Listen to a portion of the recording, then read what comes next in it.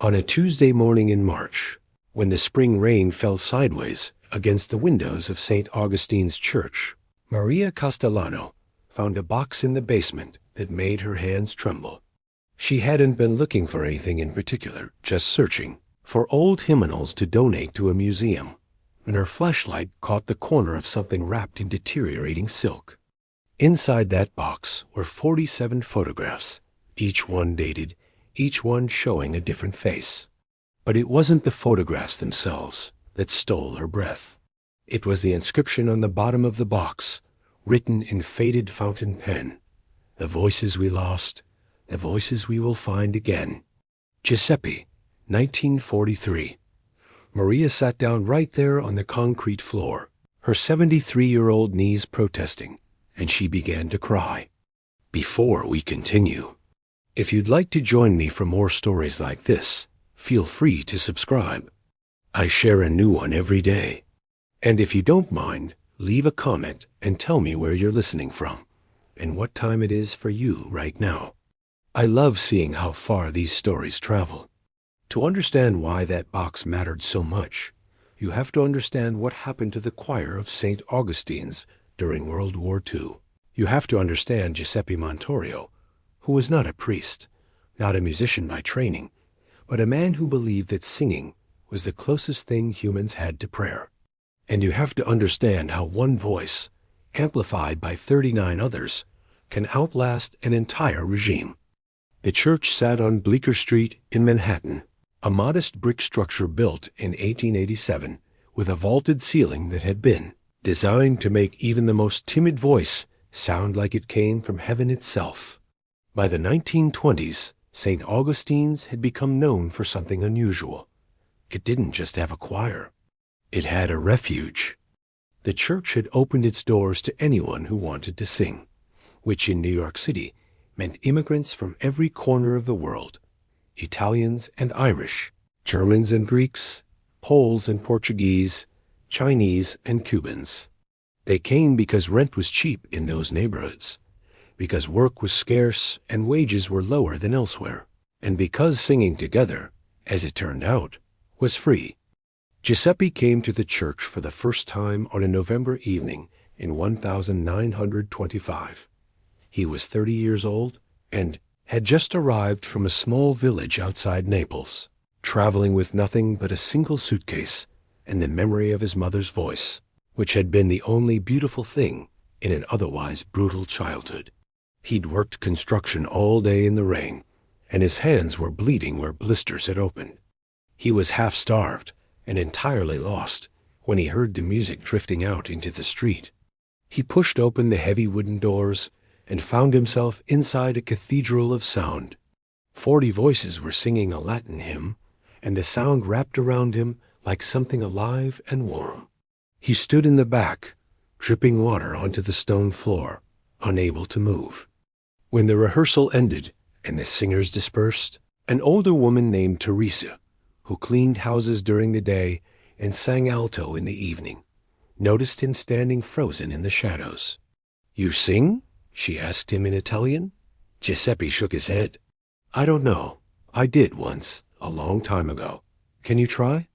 And so Giuseppe Montorio, who had come to America to build buildings and make money, and eventually bring his sister to join him, instead found himself standing on the platform of St. Augustine's Church, opening his mouth and letting a voice emerge that surprised even him. It was deep and steady, with a tremor of feeling underneath that made people in the audience turn around. The choir director, a man named Father Vincent, heard it immediately. Before the evening was over, he had asked Giuseppe to return the following week. Giuseppe returned the following week, and the week after, and every week for the next 17 years. Over that time, the choir grew. Father Vincent had a vision of something rare, a choir that truly represented the neighborhood, voices from every nation united in music. He recruited actively, walking the streets after work hours, knocking on doors, sitting in restaurants and speaking to the proprietors. His message was simple. Come sing with us on Tuesday and Friday evenings. Come and be part of something larger than yourself. Come and remember why you came to America in the first place. By 1940, the choir had grown to 65 members. Giuseppe had become the unofficial leader, not the director, but the heart. He knew everyone's name, their history, why they sang. He knew that Marcus, the Greek restaurant owner, sang because it helped him forget the daughter he'd left behind in Athens.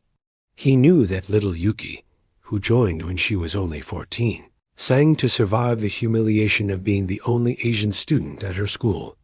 He knew that Robert, the German piano teacher, sang louder on the nights when news came of what was happening across the ocean. And by 1940, all of them knew that the world was changing in terrifying ways. The letters started arriving in 1940. Short letters, hurried letters, letters written in code because people were afraid even to write openly about what was happening. Some came from Italy, some from Germany, some from Poland. They were letters from family members who said that things were getting worse, that laws were changing, that it was no longer safe to be Jewish, no longer safe to be political, no longer safe to be anything except exactly what the government wanted you to be. Robert received a letter from his sister in Berlin. She wrote that she could no longer teach piano, that her name had been removed from the registry of approved musicians. She wrote this as if it were an ordinary thing, as if her entire career had not been systematically erased. Then the letters stopped coming altogether. Giuseppe sat with Robert in the church basement one evening, and Robert told him everything, not just about his sister, but about his mother, his uncles, his cousins, about the whispers he'd been hearing in shops, about the Americans who were saying that this was Europe's problem, not theirs, about the growing sense that the Nazis would not be stopped, that they would keep spreading that someday. Soon it might not be safe, even in New York, to have a voice like Robert Sizzi, to hold opinions like his, to be part of a choir that included Jewish members and Italian communists and Chinese immigrants.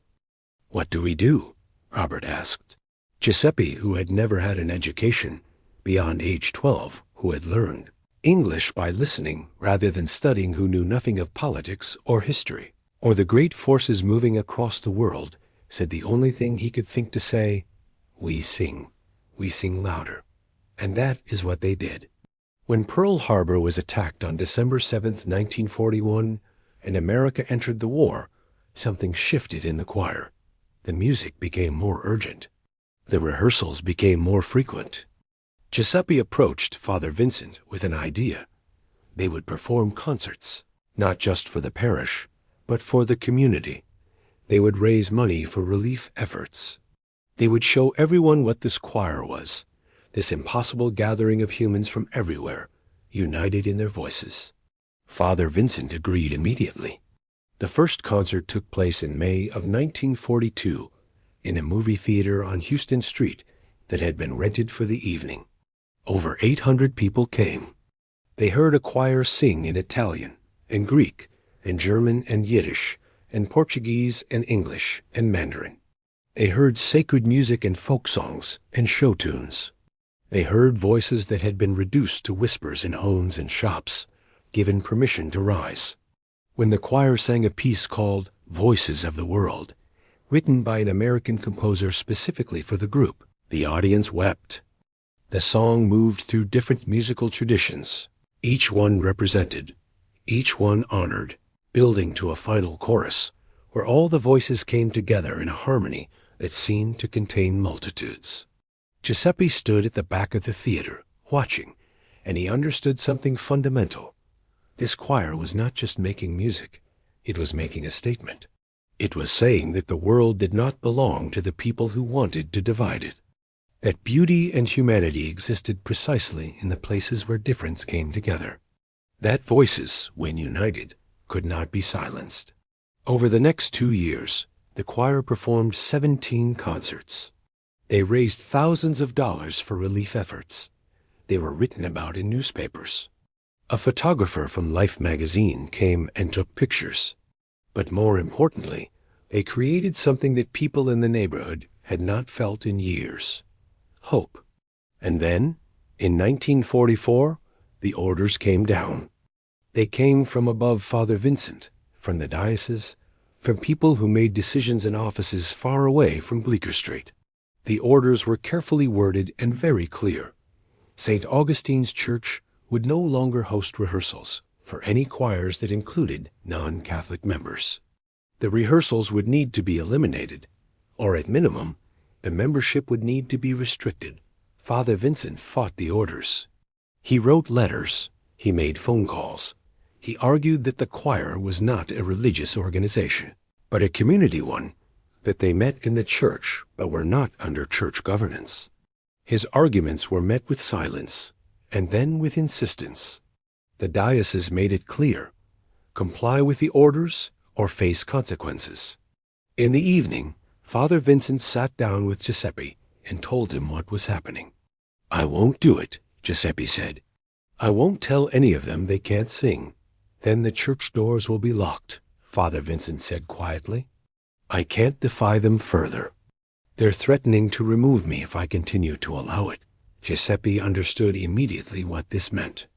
Not just the loss of the rehearsal space, but the breaking apart of something that had been held together for nearly 2 decades. Without the church, the choir would scatter. Some would try to continue meeting in homes, but many would fade away. Work consumed people's time. Families needed attention. The bonds that kept them gathering would weaken. And in times like these, when there was so much darkness, when there was so much distance between people, losing that choir would be losing a lifeline. That evening, Giuseppe did something that would have seemed ordinary at any other time in history, but in 1944 was an act of quiet resistance. He made a list. He wrote down the names of all 65 choir members. He photographed each person, sometimes in the church, sometimes on the street, sometimes in their homes or workplaces. He wrote a date under each photograph and a single line of notation. What voice part they sang, what country they came from, when they joined the choir, their favorite piece of music. He told no one what he was doing. He simply appeared with a camera at rehearsals, at concerts, on street corners. He took photographs methodically, carefully, as if he were cataloging something precious that might disappear. And then he did something even more extraordinary. He wrote a letter. Not a long letter, but a dense one, written in Italian, because that was where his true eloquence lived, even after 20 years in America. In the letter, he explained who these 65 people were. He explained where they came from, what they had survived to get to America, what they had built together. He wrote about how the choir had changed them, not just as singers, but as human beings. How Marcus had learned to smile again. How Yuki had found a place where she belonged. How Robert had not fallen into despair, despite the letters from Berlin that had stopped coming entirely, and for which she feared the worst. He ended the letter this way: "We are not a choir, we are a seed. A seed of what the world could be if people learned to sing together instead of kill each other. These voices, these 40-some voices that come from everywhere, they matter.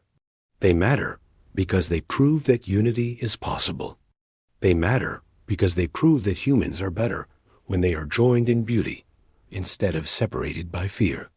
I do not know if I will live long enough to see this seed grow. I do not know if this choir will ever sing together again. But I know that these faces, these voices, they will not be forgotten. They will not disappear. Whoever finds this knows that once in New York City, something beautiful and true existed." He placed the letter in the box with the photographs. He sealed the box, carefully wrapped it in silk, and placed it in the basement of the church in a spot where he'd helped Father Vincent hide some church documents years earlier, a spot that was hidden behind a loose stone. Then he walked away. He did not tell anyone what he had done. He simply did not return to rehearsal the following Tuesday. The choir attempted to continue without the church space. They met in homes, in restaurants, in parks on warm summer evenings. But it was not the same. The bonds frayed. People had less time. Some moved away for work. Some had family circumstances that changed. The sense of structure and purpose that the church had provided was gone. By 1945, when the war ended, the choir had dwindled to a handful of dedicated singers. By 1946, they had stopped gathering altogether.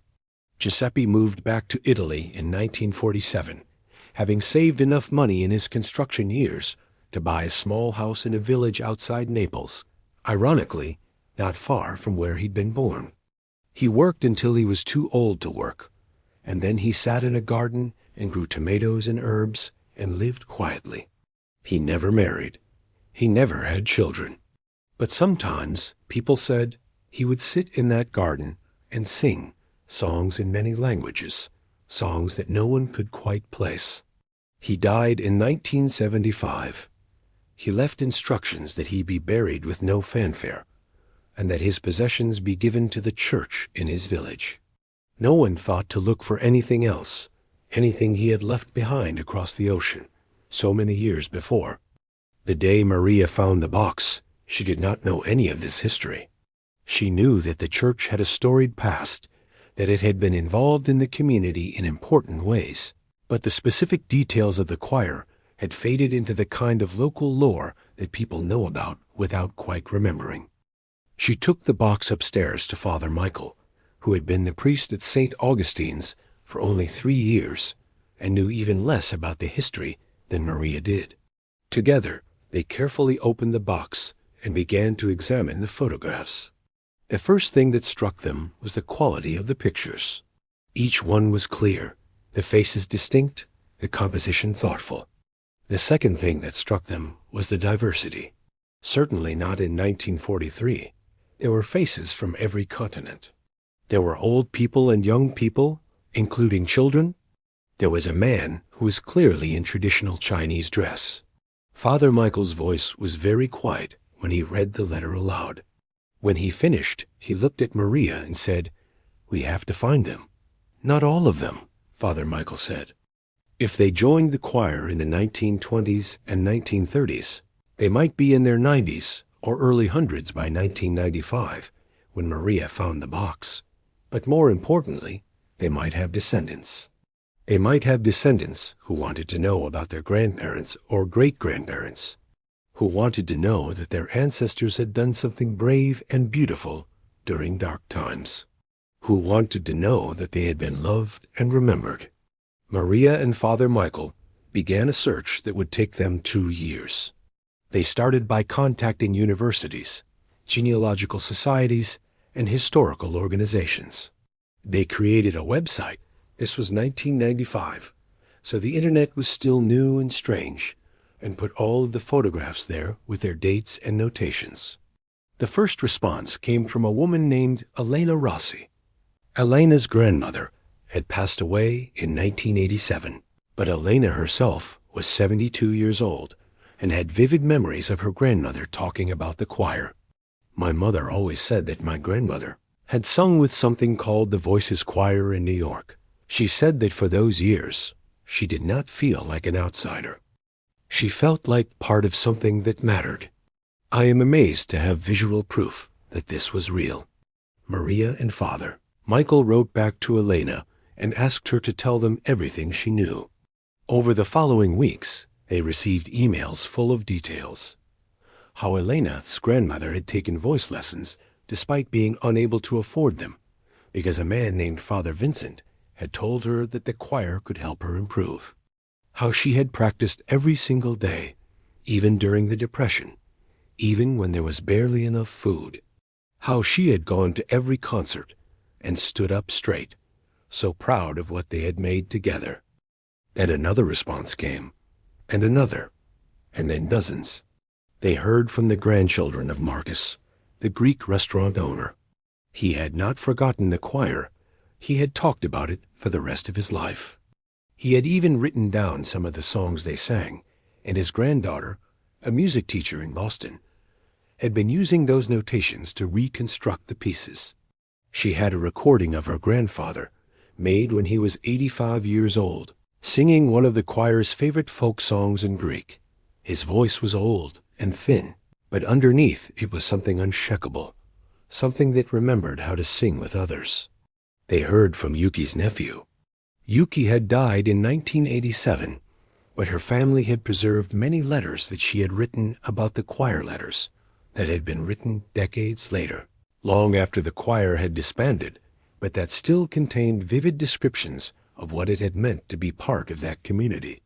Yuki had written about how the other choir members had protected her, how they had stood between her and the cruelty of the neighborhood kids, how they had told her that her voice was precious and beautiful in a world that had said the opposite. But the most remarkable response came from Robert Kaufmann's daughter. Robert Kaufmann, the German piano teacher, had been the person who mentioned the sister in Berlin, the sister whose letters had stopped coming.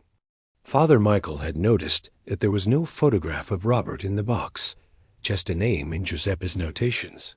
This was strange, because Robert was listed as having been a founding member of the choir, someone who had joined in 1925. When Father Michael looked more carefully at the letter, he found a notation at the bottom, in very small handwriting. Robert chose not to be photographed. He said that if the darkness should ever come here, he did not want his face to exist as evidence. He said that if the choir was to be a record, it needed to be a complete record, but that his image did not need to be part of it. I honored his wish. G, Robert's daughter Susan, was 87 when she found the website. She had been thinking about the choir when she searched the internet one morning, wondering if there was any historical record of it. She was astonished to find the photographs, and more astonished to see her father's name listed there. She had known that he sang, but he had rarely spoken about the choir. He had said only that it had been a good time before everything changed. Susan wrote a long letter. She told them that Robert had indeed received a letter from his sister in Berlin. Then she had written again, on the back of a postcard, a single sentence: "We are no longer safe. If you can, come back. If you cannot, remember us." Robert never received another letter. He spent the rest of the war not knowing whether his sister had survived. He spent the rest of his life not knowing. She had not survived. His entire family in Berlin had been killed. Robert had lived 82 years carrying this knowledge, and the choir had been the only time in his early life when he had felt like the world was a place where beautiful things could happen. When Robert died in 1978, Susan had found his personal papers, and in them was a clipping from a newspaper about the choir and a program from one of the concerts, and a note in his handwriting that said simply, "The best version of humanity I ever saw." By 1997, Maria and Father Michael had made contact with the families of 43 of the 65 choir members. Some of the members had died decades before, with no descendants, but their stories were carried in the documents they had left behind. Some families had completely lost track of this history and were astonished to have it returned to them. And some families had kept the memory alive, passing it down through generations, holding it as a kind of sacred trust.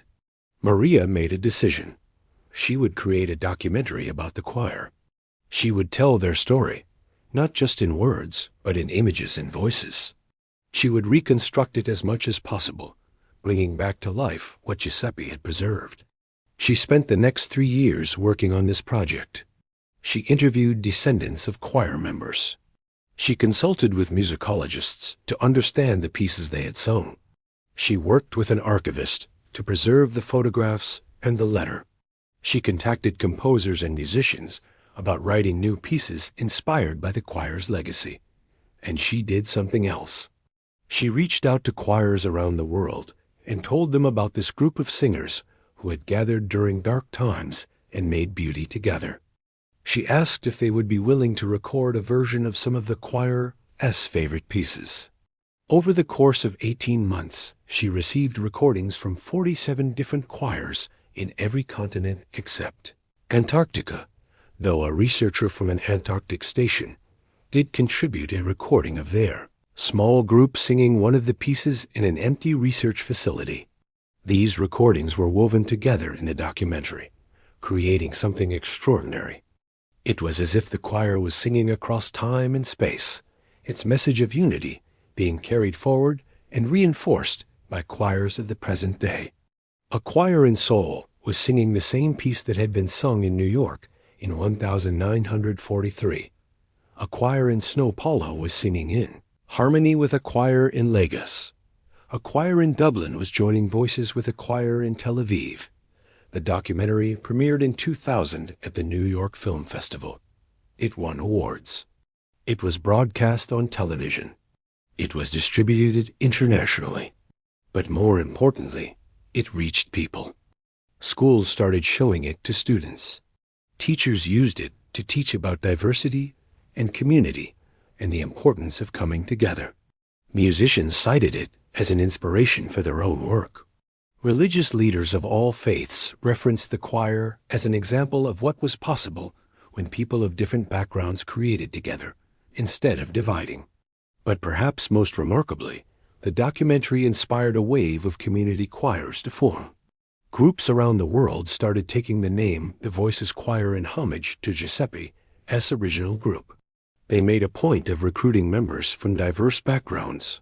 They made a point of singing pieces from many different traditions. Some of these choirs performed for decades. Some are still performing today. I want to tell you what happened to some of the individual descendants, because their stories matter too. Elena Rossi, the granddaughter of Maria Rossi, became a professional singer herself. She had inherited her grandmother's gift and her grandmother's passion. She performed opera throughout her life, and she always began her performances by telling the story of St. Augustine's choir. She would explain to audiences before each concert that she was singing not just for herself, but in continuation of a tradition that had started with her grandmother and a group of immigrants who decided that music was a way to resist division and embrace community. Elena died in 2019, but her daughter is now also a singer, and she continues to tell her great-grandmother's story. Yuki's nephew became a community organizer. He used the story of the choir and his aunt's experience to build youth programs in Seattle that brought together teenagers from different ethnic backgrounds through music and performance. He said that he wanted to create for his generation what the choir had created for his aunt's generation, safe space to develop an identity outside of the racial categories that society tried to force them into. The descendants of Marcus, the Greek restaurant owner, started a Greek cultural center that includes a performance space. Every year, they perform concerts that deliberately mix Greek traditional music with music from other cultures, modeling the approach that Marcus's grandfather had taken with the choir. The program statement says, "We are continuing the work of the St. Augustine's Choir. We are proving that borders exist only in the places where we allow them to exist." Robert Kaufman's daughter, Susan, became a Holocaust historian. She wrote 2 books, and in both of them, she opened with a chapter about her father and the choir. She argued that the choir represented something that the Holocaust tried to destroy: the idea that humans from different backgrounds could be united in beauty, that diversity was not a threat but a strength, that community could exist across the lines that hatred tried to draw. Susan lived to be 98 years old and remained active in Holocaust education until the very end of her life. But the most remarkable thing that happened was this. In 2003, a man named David Kovman, Robert's grandson, made a decision. He had been trained as a conductor and had spent his early career working with professional orchestras. But after reading the documentary about the choir and learning the full story of what his grandfather had experienced, he left the professional world behind. He founded an organization called Voices Returned, the Chorus of the Forgotten. The organization's mission was to research abandoned or disbanded choirs from history, particularly choirs that had represented community, diversity, or resistance during dark times. They would document the stories of these choirs, track down descendants, and then, most ambitiously, they would attempt to recreate and perform the choir's music, often using the descendants themselves as singers. The organization started small, but within a decade, it had successfully recreated performances by 8 different historical choirs. They had brought together descendants of Chinese community singers who had performed during the years of exclusion laws. They had recreated a choir of enslaved singers who had composed spirituals in the American South. They had brought together descendants of Jewish singers who had performed in the Vilna ghetto during the Holocaust. But the crown jewel of the organization was always the St. Augustine's Choir Project. In 2008, David Kaufman organized what he called the Reunion Concert. He reached out to every descendant he could find of the original 65 choir members.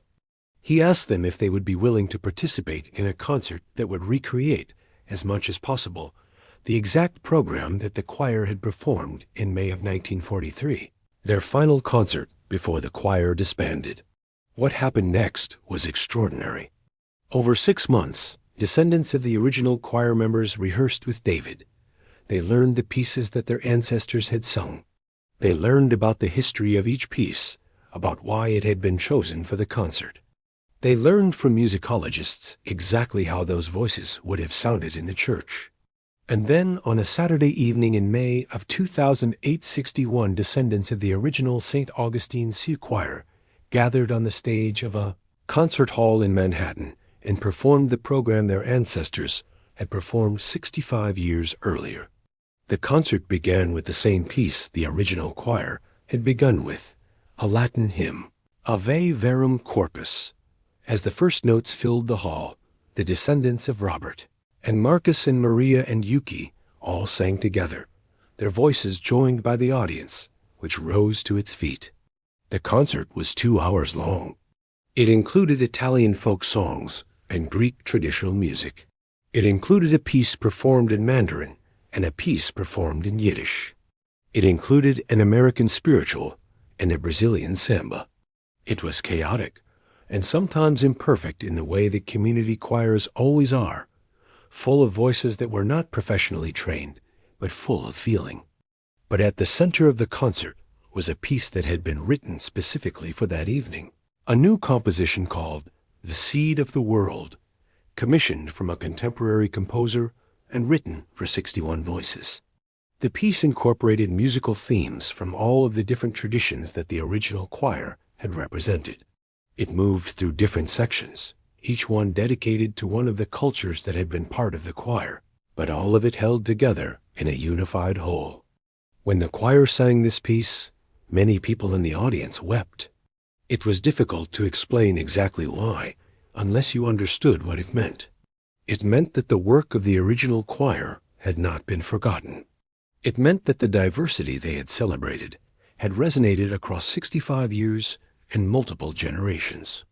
It meant that beauty created during dark times had the power to echo forward into light times, to inspire people who had not even been born when the original choir sang. After the concert, the descendants gathered on stage for photographs. They stood together in a group, people from dozens of different backgrounds, with skin of every shade, speaking dozens of different languages, holding flowers that had been presented to them by the audience. The photograph of this moment became iconic. It appeared in magazines and newspapers. It was put in museums. It was used to illustrate articles about diversity, community, and the power of art to unite. What happened to the original box and photographs? Maria Castellano donated them to the Museum of the City of New York, where they are preserved and displayed in a special exhibition that runs permanently. The letter is kept in a climate-controlled vault.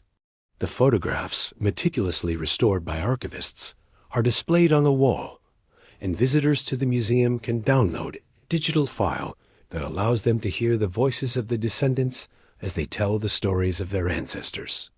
The church itself, St. Augustine's, eventually closed in 2015 due to dwindling attendance and financial troubles, but not before a group of devoted community members, many of them descendants of the choir, successfully lobbied the city to designate the building as a historical landmark. The building still stands today, empty but preserved, a monument to the community that once gathered there to sing. And Giuseppe? His grave in Italy was located by researchers. On the centennial of his birth in 2025, a ceremony was held in his village. Singers from around the world traveled to that small village to pay tribute to the man who had preserved the memory of the choir. They sang in many languages. They sang the pieces that the choir had sung. They sang new pieces written by composers inspired by his legacy. And when they were done, they placed a plaque near his grave that read, Giuseppe Montorio, 1895 to 1975. He believed that voices, when united, could not be silenced. He preserved beauty during darkness. He gave the world a seed. There are so many ways to end this story, so many places where it would be satisfying to conclude. We could end with the concert in 2008, with that photograph of the descendants standing together. We could end with Giuseppe's grave and the plaque. We could end with the thriving choirs that bear the choir's name, carrying on the work decades later. But I think the true ending is this. In 2024, a child was born in New York City.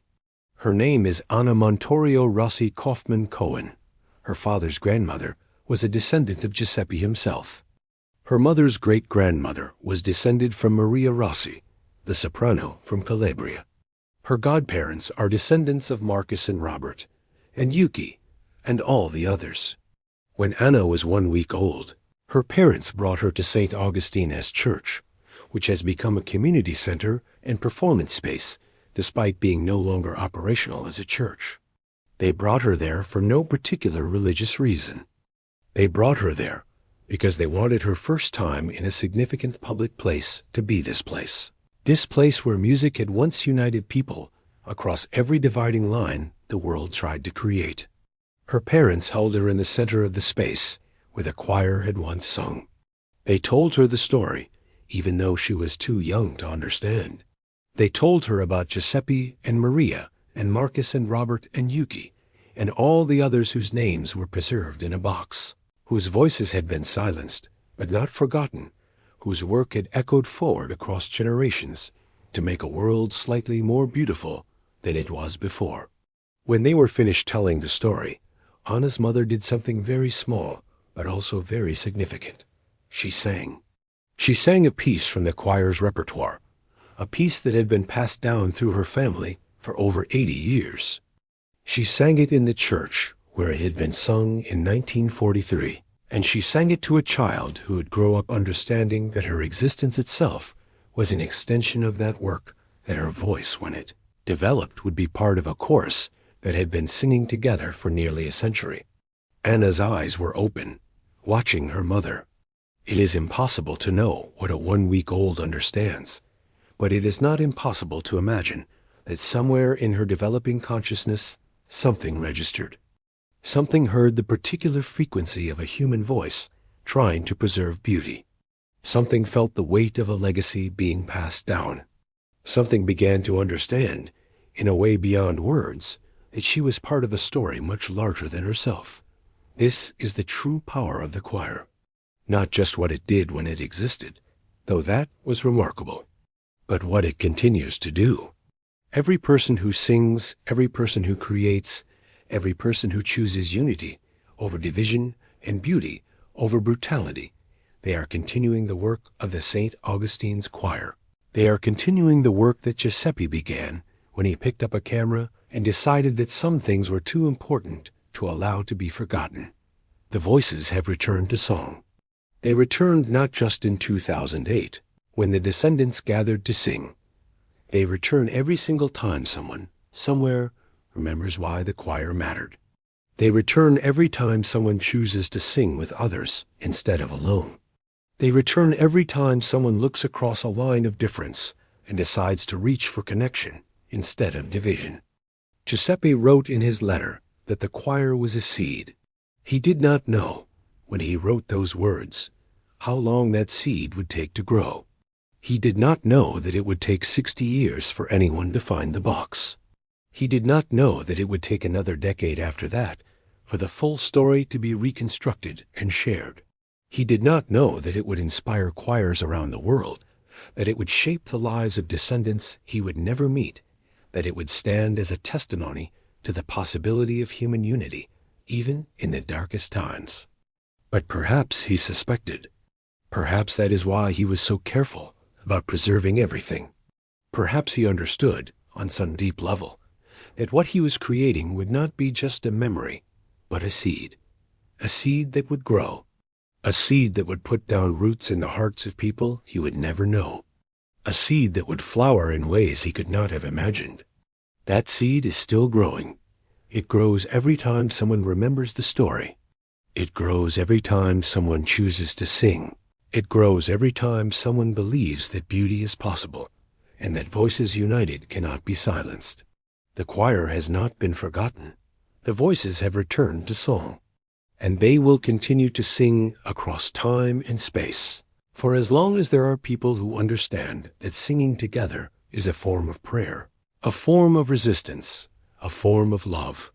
But there is one more story I should tell you, because it happened after everything else, and it shows what the true legacy of the choir really is. In 2019, a high school teacher in Chicago named Mr. James was working with a group of students who were, by any measure, struggling. The school was underfunded. The neighborhood was divided by gang territories and economic desperation.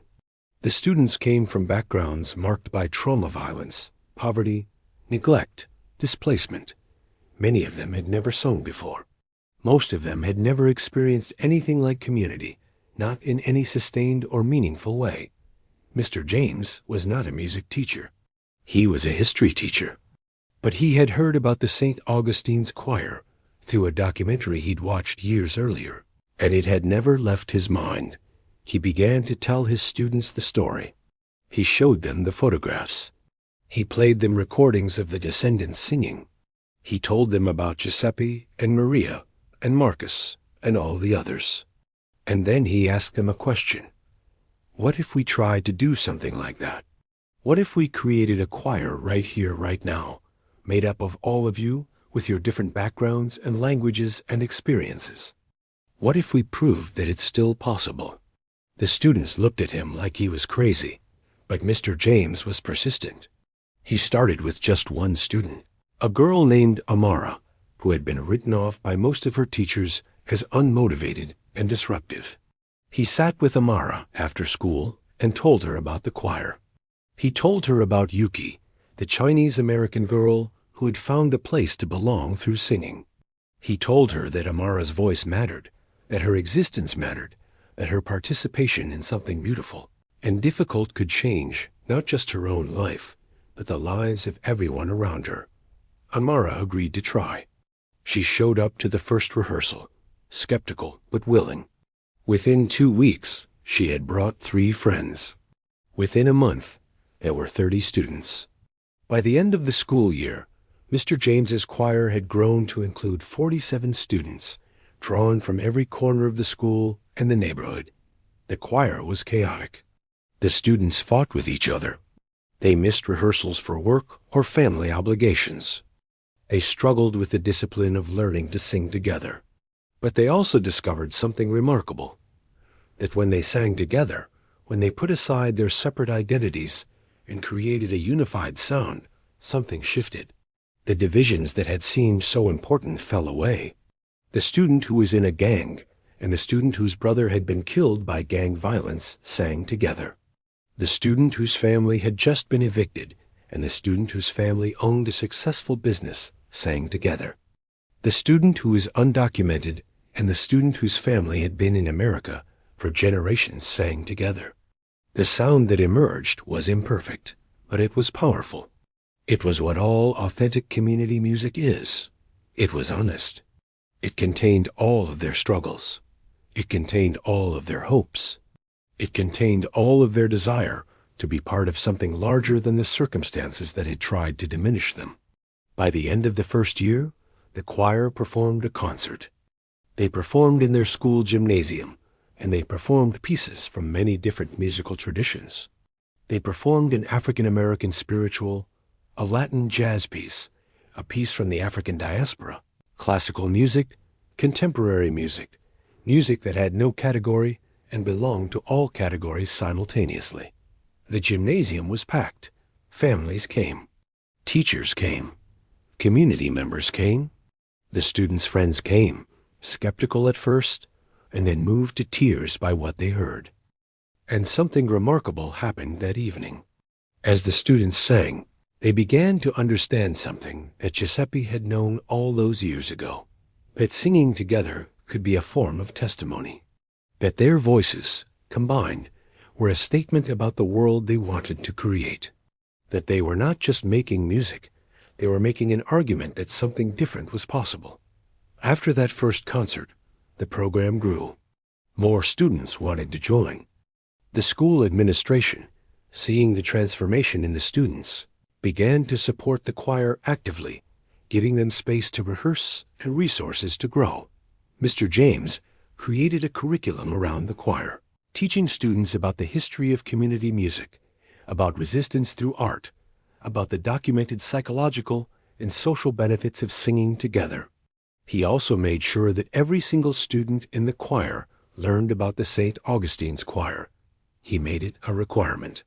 He told them, "You cannot participate in this choir unless you understand what came before you, unless you understand the legacy you are inheriting, unless you understand that you are part of a lineage that stretches back nearly a century, to a group of immigrants who decided that singing together was resistance against division." The students took this seriously. They treated it like a sacred trust. They began to research their own communities and their own histories. They looked for stories of choirs in their neighborhoods, their cities, their countries of origin. They discovered that the impulse to sing together was universal, that it appeared in almost every culture, that it was one of the most basic human needs not to sing alone, but to sing with others. One student, a boy named Marcus, after the great-grandfather who had sung with the original choir, became fascinated by the Greek folk music tradition. He learned that his family had come from a village in the Peloponnese where a particular type of folk singing was practiced, a singing that had been nearly lost because young people were leaving the villages for the cities. He connected with musicians in his ancestral village and created a project where his high school choir learned some of the traditional songs and performed them alongside recordings of singers from his village. Another student, a girl named Rosa, discovered that her great-grandmother had been a musician in Mexico City, a woman who had performed in a women's orchestra that had been dissolved during a period of political repression. Rosa used research skills she had developed in Mr. James's choir program to piece together the story of that orchestra. She found descendants. She located recordings. She created a presentation that she shared not just with her school, but with the Mexican Cultural Center in Chicago. This is what happened when students understood that they were part of something larger than themselves. This is what happened when they understood that beauty and community and music could be forms of resistance. This is what happened when they understood the legacy that had been passed down to them through the story of the St. Augustine's choir. By 2024, Mr. James's choir program had expanded to include 3 schools. Over 300 students per year were participating. The program had won awards from the city and the state. College scouts had come to concerts and recruited students specifically because of the confidence and sense of purpose they had developed through the choir. But more importantly, something else had happened. The choir had become a model. Teachers from around the country reached out to Mr. James, asking how they could replicate what he had created. Universities began to study the program, to document its effects on student achievement, on mental health, on sense of belonging. The results were clear and undeniable. Students who participated in the choir had higher graduation rates, lower rates of involvement with the criminal justice system, stronger senses of identity and purpose. And everywhere this model was replicated, the story of the St. Augustine's choir was told. Teachers explained to students in Los Angeles, in Miami and Boston and Seattle that they were participating in a lineage that stretched back nearly a century, that their voices mattered in the same way that Giuseppe's voices had mattered, that they were part of something ancient and enduring. Let me tell you about one more student, because his story contains something important. His name was David, and he was 17 years old when he joined Mr. James's choir program. David had been arrested twice. He had been written off by most of his teachers. He had a reputation as someone who was hard to reach, someone who would not change. But he came to one rehearsal because his mother asked him to. His mother had heard about the choir program through her church, and she believed, even though David did not, that he needed to be part of something that would remind him that his life could be different. David sat in the back of the rehearsal room, wearing an expression of profound skepticism. He listened as Mr. James told the story of the St. Augustine's choir. He listened as Mr. James explained that the choir was created by immigrants and children of immigrants, by people who had every reason to believe that society did not want them there, that they were less than that they did not belong.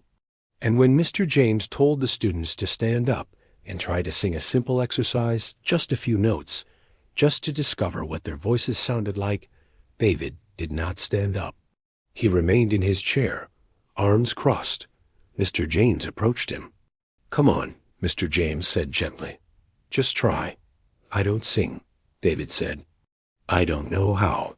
"I'll sound stupid." "Nobody here knows how," Mr. James said. "That's not the point." "Then what's the point?" David asked. "The point," Mr. James said, "is that your voice exists, that you exist. And that when your voice joins with the other voices in this room, something happens that wouldn't happen otherwise. The world becomes slightly more complete. Try it." David stood up very slowly. He opened his mouth, and a sound came out. It was rough and uncertain, but it was there. It was his voice, alive and present. The other students were singing around him, their voices layering together, and David's voice became part of that. He was not separate anymore. He was part of something. For the first time in years, David cried.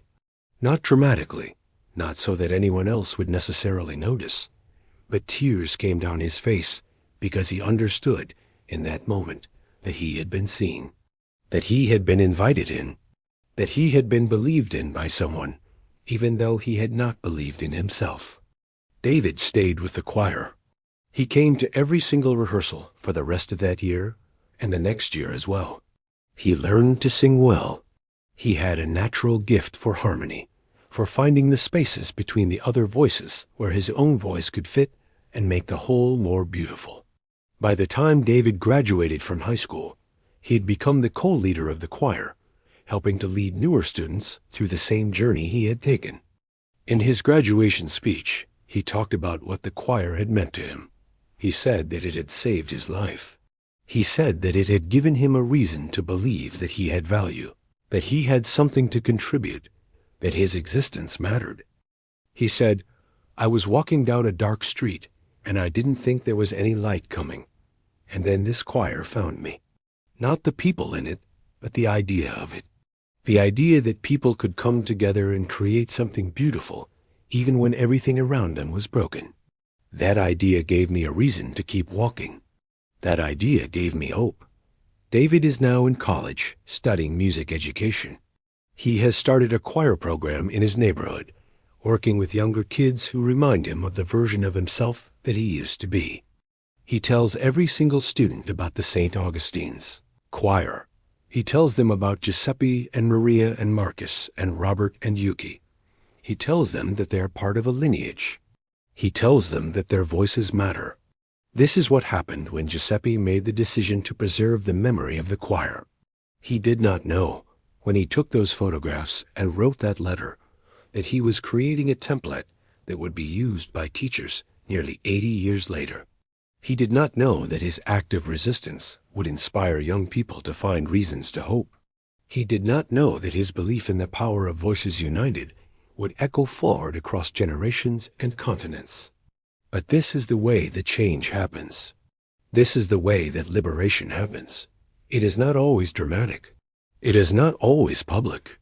Sometimes it is as quiet as a man with a camera preserving photographs in a basement. Sometimes it is as small as a teacher telling a story. Sometimes it is as ordinary as a student standing up and allowing their voice to join with others. And yet, It compounds. It echoes. It builds. The small act becomes a larger act. The quiet preservation becomes a public movement. The story told to one group of students becomes a story told to thousands of groups of students. And somewhere, a young person who was convinced that they had no value discovers that they do, that their voice matters, that their existence contributes to something beautiful and true. I want to return now to Maria Castellano, who began this entire process by finding a box in a church basement. By 2024, Maria was in her 101st year of life. She had lived long enough to see the full arc of what the choir had become, from forgotten to remembered, from disbanded to continuously reborn in new forms. In the last interview that Maria gave, she was asked, was it worth it? All those years of research, all that effort to tell this story, was it worth the work? Maria did not answer immediately. She was quiet for a long time. Then she said, I think about the box. I think about how it sat in that basement for 50 years, completely unknown to anyone. And I think about how if I had not stumbled upon it, if my foot had not caught on a loose stone, if I had not shined the flashlight in exactly that direction, it would still be sitting there, and the story would still be lost. She paused. So I asked myself, is there another box somewhere? Is there another story that is being lost right now while we are talking? Is there another Giuseppe somewhere, preserving something that the world needs to know about, and nobody is looking for it? And that is the true legacy of this story. It is not just about the St. Augustine's choir. It is about the countless communities that have been forgotten, the countless acts of resistance that have been lost, the countless voices that have been silenced, not because they never existed, but because we failed to preserve them, to cherish them, to pass them on. The choir teaches us that preservation matters, that memory matters, that telling stories matters. Because every story that is told has the potential to change someone's life. Every act of remembrance has the potential to inspire someone to create something beautiful. The St. Augustine's choir did not save the world. It did not stop the war, or prevent injustice, or end suffering. But it proved something that needed to be proved, that unity is possible, that people from different places can come together and create something that none of them could create alone, that diversity is not a problem to be solved, but a richness to be celebrated. That singing together is one of the most powerful ways to experience what it means to be human. And that proof, that small proof, has rippled forward across nearly a century. It has touched countless lives. It has inspired communities around the world. It has given people reason to believe that something different is possible. There is something I have not yet told you about the box. After the photographs and the letter were preserved at the Museum of the City of New York, researchers did a careful examination of the box itself. They wanted to understand when it had been made, what materials had been used, how it had been preserved so well over all those decades. What they discovered was remarkable. The box had been constructed with materials that were not commonly available in 1943. The silk that wrapped the photographs was a specific type that would have been expensive and difficult to find. The paper that Giuseppe used for the letter was high-quality archival paper, the kind used for important documents that needed to last. This meant that Giuseppe had deliberately constructed this box to last. He had not just thrown things together quickly. He had planned for this box to survive decades, perhaps centuries. He had invested resources in making sure that the memory would persist. One researcher, an archival historian named Dr. Sarah Chun, spent 2 years investigating where Giuseppe might have obtained these materials. She traced records of Italian-American businesses in Manhattan in the 1940s. She found invoices and receipts, and she discovered something extraordinary. Giuseppe had not purchased the materials himself. He had asked others to help him. There was a silk merchant named Francesco, who had been a member of the choir, who contributed the silk. There was a paper supplier named David, who had been another member, who contributed the archival paper. There were others who had helped, each one understanding that they were participating in an act of preservation. This means that the box was not just created by Giuseppe alone. It was created by a community. It was a collaborative act of preservation made by multiple people who understood that something important needed to be saved for the future. When Dr. Chun published her findings, it added another layer to the story. It showed that the choir had not just been about singing together. It had been about believing together, believing in the importance of memory, believing that future generations needed to know what had happened, believing that beauty mattered enough to be preserved, even when the world seemed determined to destroy it. I want to end this story the way it deserves to end, which is to say that it has not ended. The St. Augustine's choir continues to sing, not in one place, but in many places. It sings in the classrooms where Mr. James teaches. It sings in the descendants' hearts when they gather to perform. It sings in every community choir that has been inspired by its legacy. It sings in the hearts of young people like David and Amara, who discovered that their voices matter. The choir also sings in the future, in ways that we cannot yet see, because every person who learns this story has the potential to become someone who preserves stories for others. Every person who understands the power of singing together has the potential to create communities where such singing can happen. Every person who believes in the possibility of unity across difference has the potential to make that possibility real. Giuseppe understood this when he created the box. He understood that he was not just preserving a memory. He was planting a seed that could grow and become something far larger than what he had imagined. And that seed continues to grow. It grows in every classroom where teachers tell this story. It grows in every choir that forms. It grows in every moment when people choose unity over division, beauty over brutality, community over isolation. The voices that were lost have returned to song, and they will continue to return in forms we cannot yet imagine. For as long as there are people who understand that singing together is one of the most powerful ways to be human, to express what is deepest and truest within us, to connect across the spaces that try to divide us. This is the legacy of the St. Augustine's choir. This is what the box in the basement was meant to preserve. This is what Maria discovered when her flashlight caught the corner of something wrapped in deteriorating silk. This is what continues to unfold, even now, even as you read these words. The choir is singing. Can you hear it?